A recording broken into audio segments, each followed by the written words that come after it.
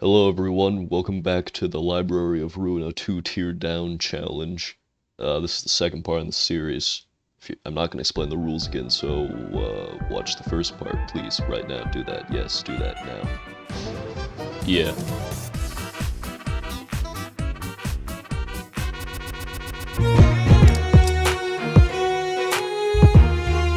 With urban myth out of the way, I can finally start burning some books. Granted, they are books from Canard, but it's better than nothing. This gives us some pretty decent combat pages, most notably Commandeering, which I honestly consider the best Canard combat page because just look at that blunt die. This rolls just as well as Daring Decision, and it doesn't discard all your pages. We also got Dry. Why does every Brotherhood of Iron page start with a stutter? It makes actually talking about them impossible. This one, which I really enjoy using because 2 strength next turn, yeah, that's pretty good for this early in the game. For most of Urban Legend, I used Yoon's key page on Roland's floor, due to Yoon generally being the best key page out of Canard. For combat pages, I used high amounts of Commandeering and Dried Up, along with Rampage and whatever other 2-costers I could get my hands on. For the 1-coster, I used Backstreet's Dash because a 1-8 Pierce die, it does wonders this early in the game.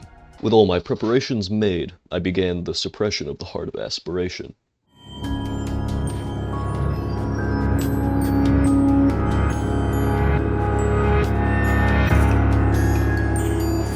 To my relief after fighting Forsaken Murderer for 3 hours during Urban Myth, the Heart of Aspiration is an absurdly easy fight. You'd think this fight would have an interesting gimmick considering it's the first Abno fight of Urban Legend, and the Heart of Aspiration is an interesting Abno from Lobotomy Corporation, but the entire gimmick is just don't get hit, and you win. So 1 cardiac arrest later, I had won and now have access to the most powerful Abno pages at this stage of the game. Now you might be wondering what makes these Abno pages so powerful, and the answer is strength. Strength is cracked. The main strategy for most of Library of Ruina involves increasing dice power to a ridiculous degree, and strength is one of the main ways to do that. Heart of Aspiration's pages give consistent strength every turn, with the one of most importance being Pulsation. Pulsation gives 1 to 2 strength at the end of each turn to all allies, which is what allows us to win clashes more consistently and avoid taking hits. This consistent strength all but nullifies our main weakness at the moment, that being extremely squishy key pages, and is the reason we will be maining Roland for all of Urban Legend. With this extremely powerful upgrade in tow, I began the receptions. I quickly threw together a build for the 3rd member of Roland's team, that being more Commandeering, Dried Up, and Rampage. Urban Legend's first 3 receptions are all of the Zwei Association, and it is here where we can see the power of the Heart of Aspiration on display. I steamrolled straight through the Zwei crew, Julia, and Sans before arriving at the reception of Zwei Association 2. I expected this fight to be at least slightly harder than the previous receptions due to the presence of Walter, the first enemy with 2 speed dice, but no. Walter got ripped to pieces in 3 turns by the Super Roland Steroid Squad. Defeating Walter leaves 2 receptions to choose from, the Stray Dogs and Molar Office. I initially chose Molar Office due to it being a single act reception, and I was confident in beating it first try.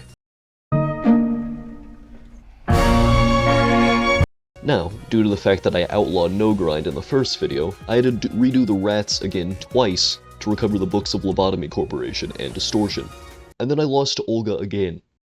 After my second loss to Molar Office, I had to fight Walter again as well. I then decided that it would be easier to try my hand at the Stray Dogs, where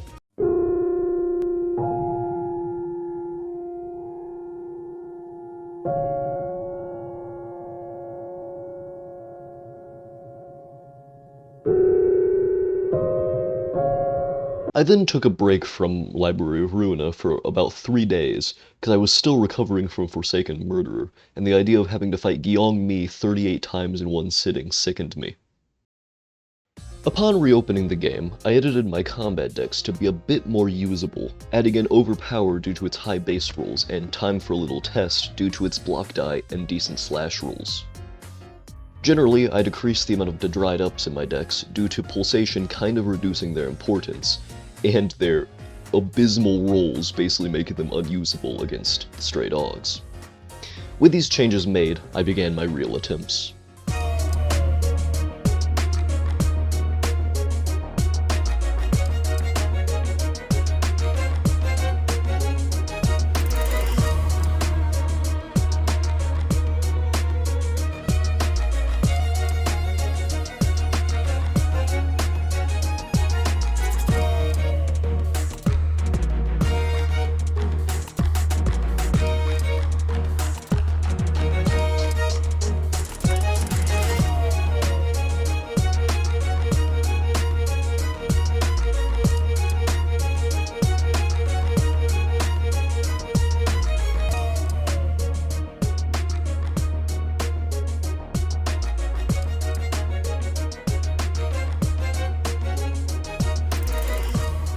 After several attempts, I decided that having Mo on the team was really not doing very much, and redid Hook Office a few times to get McCollin's key page, who has very similar stats with a much better passive, that being Hook.